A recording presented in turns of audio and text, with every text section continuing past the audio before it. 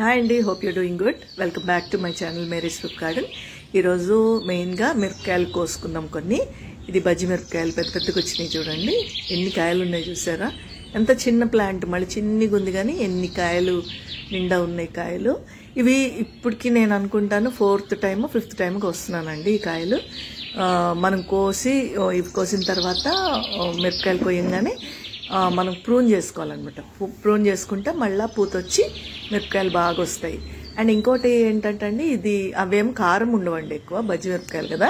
మనం దాన్ని ఏంటంటే బజ్జీలైనా చేసుకోవచ్చు, లేకపోతే మన మసాలా వంకాయ చేసుకుంటాం కదా, అలాగా మిర్చి కసాలను కూడా చేసుకోవచ్చు. దాంతో చాలా టేస్టీగా ఉంటుంది అనమాట. నేనేంటంటే మసాలా వంకాయ చేసినప్పుడు ఇవి కూడా చిన్న చిన్నగా ఇంత ఒక మన 1 ఇంచ్ లెంత్లో కోసి వాటిలో వేసేస్తాను అనమాట. చాలా అంటే చాలా టేస్టీగా ఉంటుంది. ఇప్పుడు నేను కోస్తున్నామేమో కారం మిరపకాయలు.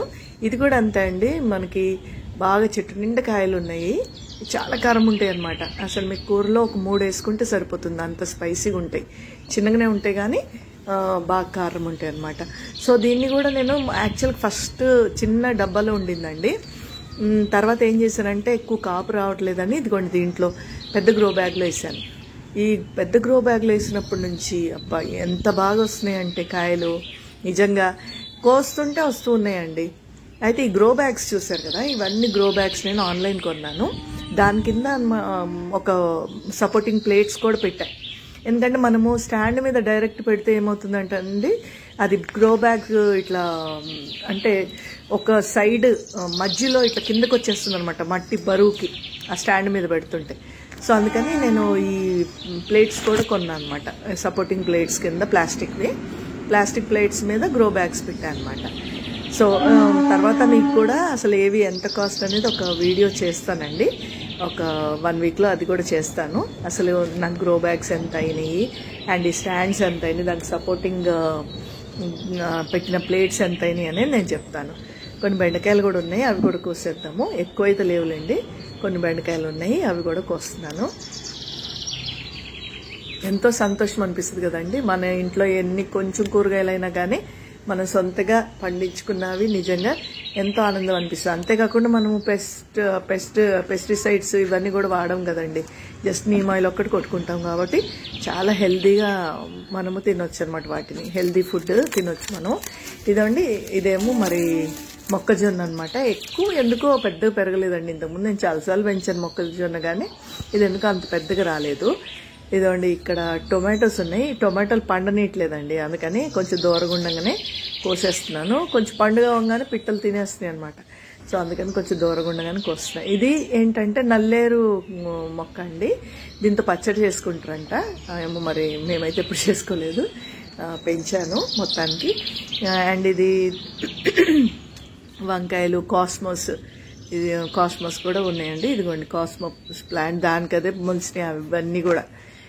ఇదైతే కాలీఫ్లవర్ జస్ట్ స్టార్ట్ అయినాయి అనమాట. అన్ని కాలీఫ్లవర్ కూడా చిన్న చిన్న డబ్బాల్లోనే పెట్టాను, దేనికది సపరేట్గా పెట్టాను అనమాట.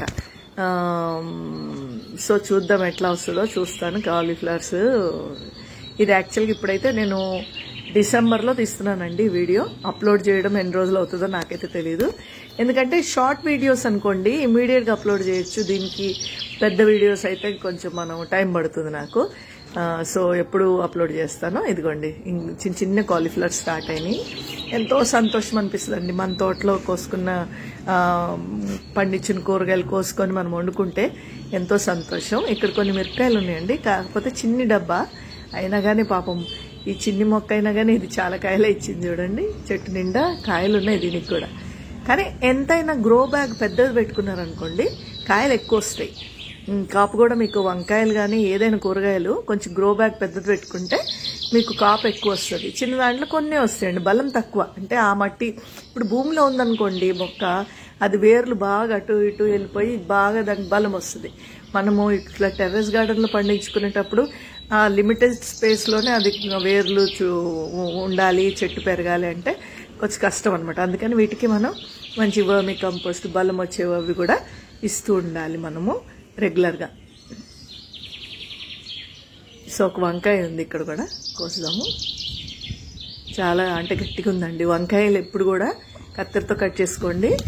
ఇట్లా కట్ చేస్తే తొంపితే ఏంటంటే కొంచెం మొక్కలు డ్యామేజ్ అయిపోతాయి అన్నమాట. సో నాకు ఇంకా నేనే వీడియో తీస్తున్నాను కాబట్టి తప్పదు కాబట్టి నేను ఇట్లకి వస్తే మీరు మాత్రం సిజర్స్తో కట్ చేసుకోండి. ఇట్లా డ్రై లీవ్స్ అన్నీ కూడా తీసేసుకుంటూ ఉండాలండి. అప్పుడే మీకు మళ్ళా చిగురులు బాగా వచ్చి పూత, దాని తర్వాత కాయలు కూడా వస్తాయి. ఇది చూసారా, ఆలు ప్లాంట్ అన్నమాట. ఆలుగడ్డ కొంచెం ఇట్లా పూత వచ్చినట్టు అనిపిస్తే మొక్కలాగా వస్తే పెట్టేశాను ఆలుగడ్డ అట్లానే. సో వచ్చింది అది. ఇక్కడ కూడా ఒకటి దూరగా ఉంది, తర్వాత కోసం. టొమాటో ప్లాంట్ చూడండి. టొమాటో ప్లాంట్ ఎప్పుడు కూడా కింద కొమ్మలు రాకుండా చూసుకోవాలి. సో బలంగా పెరుగుతాయి అన్నమాట. అట్లా కొమ్మలు కింద వచ్చిన కొమ్మలు కానీ ఆకులు కానీ తీసేయాలి. తీసేసినప్పుడు చాలా బలంగా వస్తుంది. ఇంకోటి ఏంటంటే కరివేపాకు చూడండి, ఇంత పెద్దగా అయింది. జస్ట్ టెర్రస్ గార్డెన్ ఇంత పెద్ద కరివేపాకు చెట్టు. ఎప్పుడు కూడా మీరు కరివేపాకు ఇట్లా కొమ్మను తుంచుకోవాలి. ఎప్పుడు కూడా అట్లా కొమ్మ తుంచితే ఏంటంటే సైడ్ నుంచి మళ్ళీ మీకు చిగురులు వచ్చి బాగా చిగురులు వస్తుంది అనమాట. ఇదిగోండి డిసెంబర్ పూలు. నాకైతే ఈ డిసెంబర్ పూలు చాలా ఇష్టం అండి. నా చైల్డ్హుడ్ మెమరీస్ అనమాట అవి. ఇదండి, ఇది మెక్సికన్ సన్ఫ్లవర్. ఎంత బ్యూటిఫుల్గా ఉంది చూడండి, ఎల్లోగా అసలు చాలా బ్యూటిఫుల్గా ఉన్నాయి. ఇది ఫిగ్స్ పూర్తిగా కాయలు వచ్చాయంటే రెండు మొక్కలు ఉంటే రెండు మొక్కలకి ఫుల్గా ఫిగ్స్ ఉన్నాయి అన్నమాట. సో ఇంకా టైం పడుతుంది ఇది హార్వెస్ట్ చేసుకోవడానికి.